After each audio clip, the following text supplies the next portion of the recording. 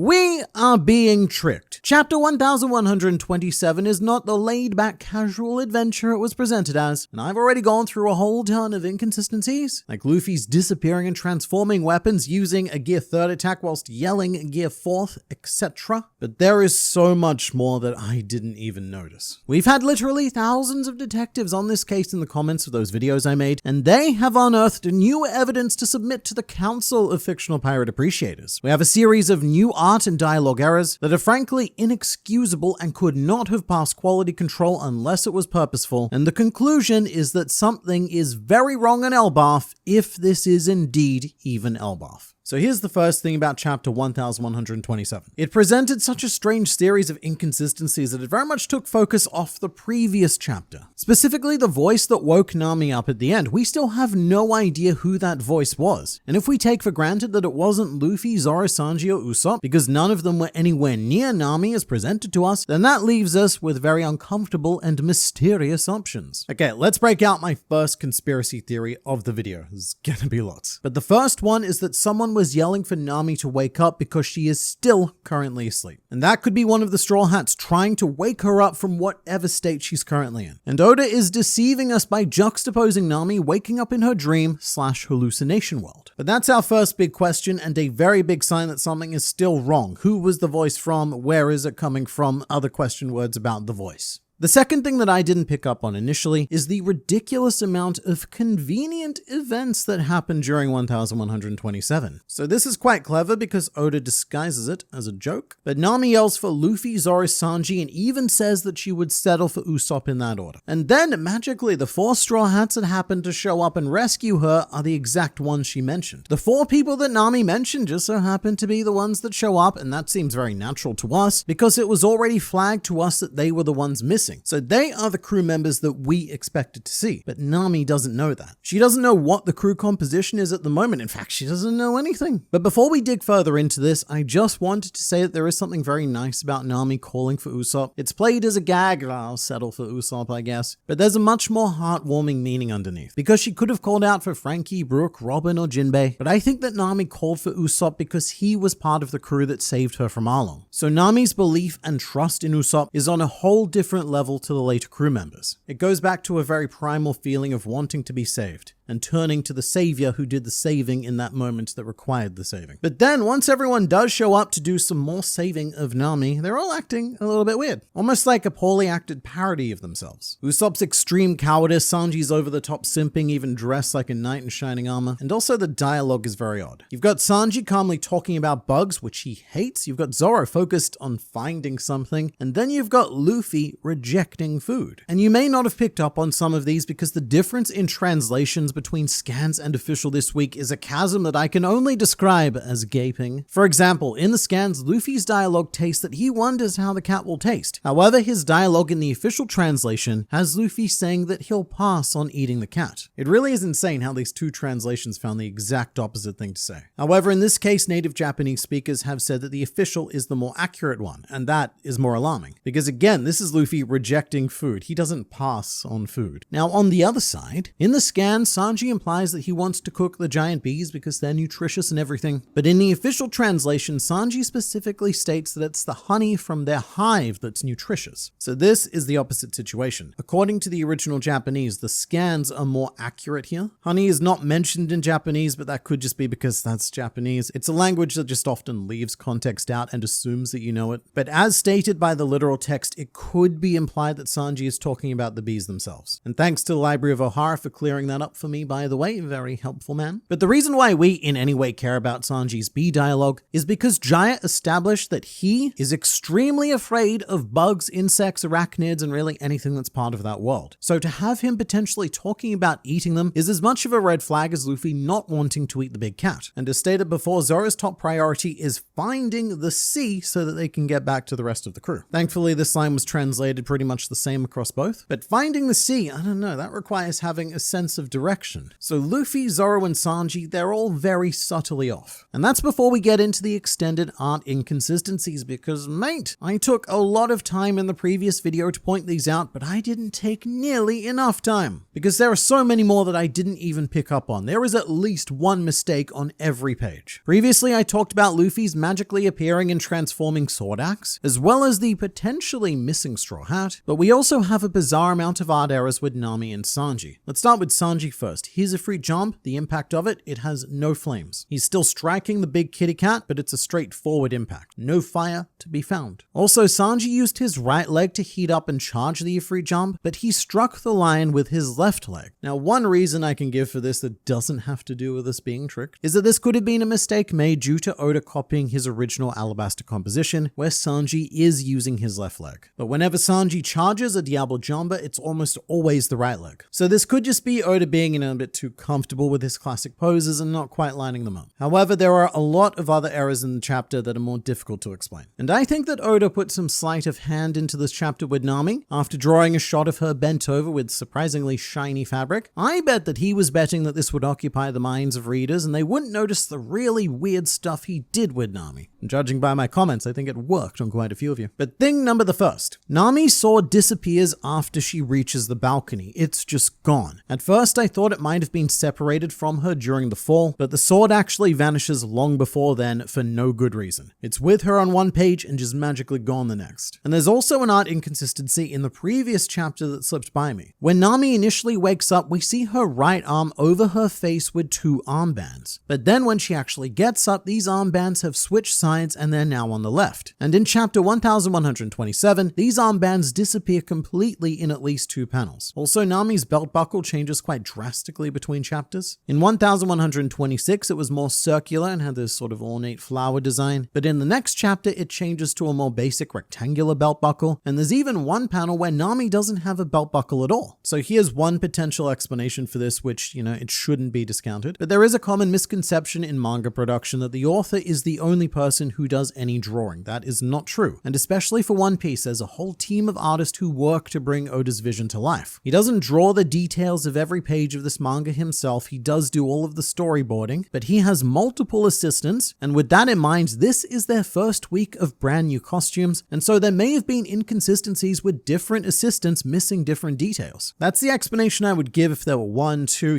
let's be generous, let's say 3 mistakes, but there's so many. Again, almost every new page has a new art error. And if this is unintentional, then it's by far the sloppiest that One Piece has ever been, and it shows that there may not have been enough oversight of this production process. Maybe Oda's too busy with other projects like live action stuff to pay enough attention to his manga, and if it turns out that all of this speculation is about nothing, then we'll have to have a very different discussion, which would be about the declining quality of One Piece because something has gone seriously wrong in this process. For example, maybe it's Oda's eye condition, and due to that, he wasn't able to properly see the work of his assistants to correct it. However, there's more mistakes in this one chapter than the rest of the series combined. So at the moment, the most logical conclusion I can draw is that they are not mistakes. And the other reason why I say this with a fair degree of certainty is because when mistakes are made, they are usually publicly corrected quite quickly. A good example is actually chapter 1126, which did contain a mistake that I didn't think was worth bringing up at the time, which referred to Umit Shipping Company as part of the Navy in the Japanese text. However, the official One Piece Twitter account then issued a correction to state that Umit Shipping Company was a private enterprise. That is the level of nitpicking that we not only do as fans, but the creators and publishers of the work also do. They thought it was integral that we knew that Umit was a private enterprise. Meanwhile, all of the errors happening in this chapter, complete silence. No corrections issued. So I think that they have to be intentional, because at the very least they would have done one of these public announcements about Luffy's Gear 4th line. That's too big of an error. So with that in mind, let's talk about hallucinations. It would seem that the idea of hallucinating is disproved in this chapter because Usopp gets hit by the cat. However, that isn't proof that Nami isn't hallucinating because she didn't get hit herself. What she may have seen were 2 hallucinations interacting hallucinatorily. Is that a word? However, Nami does make physical contact with Usopp later using him as a human shield, proving that he is at the very least tangible. Although, I'm just saying, it would be a real power move for anyone pretending to be Usopp to also pretend to get hit by the cat as well. And then something very curious happens after Nami falls from the castle balcony. What happens is we cut to a blackout. We hear some huff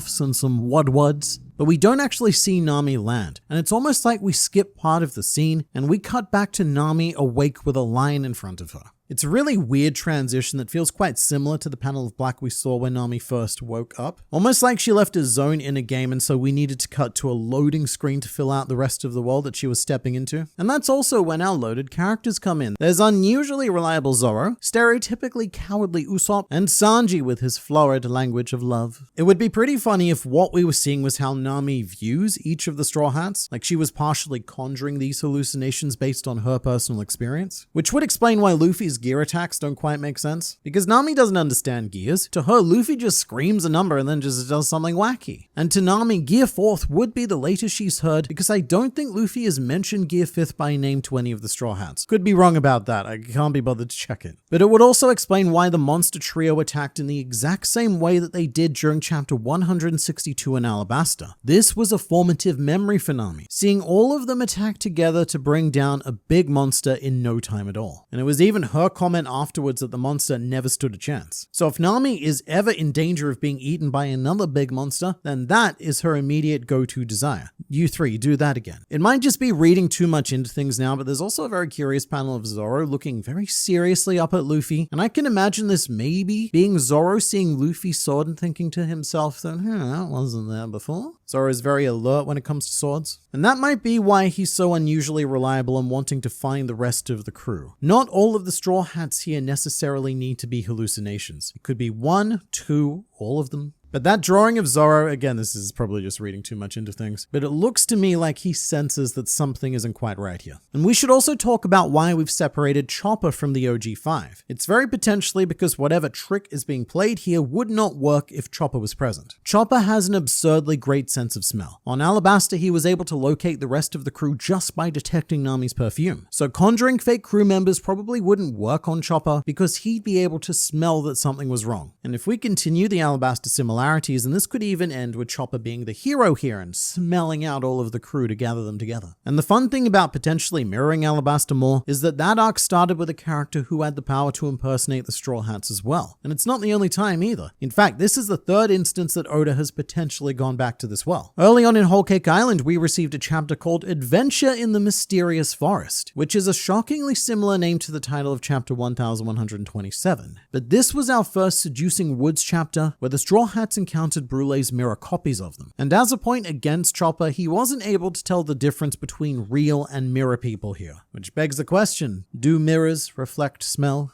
I don't know the answer to this. But in the interest of fairness, Chopper's skills are very inconsistent in One Piece. Like how immediately after the time skip, he thought that the fake Straw Hats were the real crew, but I don't know, fair enough. He hasn't seen them in 2 years, maybe their smell has changed. But we also have stuff like Soga King, where Chopper genuinely didn't know that it was Usopp behind the mask, despite the fact that he was almost certainly still emanating a rather pungent Usopp odor. So I guess it can be used as a plot point when needed, but also completely forgotten when not needed. But I can imagine that we start the next chapter focusing on Chopper alone and afraid, like Nami also calling for Zoro and the rest, and they actually appear. And then we end on that sense of sheer dread as we ask, well, if all of you are here, then who's with Nami? Which takes us back to Loki. And with everything we know now, we may have been looking at the wrong Loki. Fun, tricksy thing about Norse mythology, there is actually 2 Lokis. The trickster, shapeshifter god, and then Utgard Loki. Utgard or Utgarda, there's lots of ways to say it. But this Loki is an actual giant. And in his tale, Thor and friends of Thor find themselves at his castle and are subject to a series of challenges. One of which is lifting a giant cat, so might be relevant.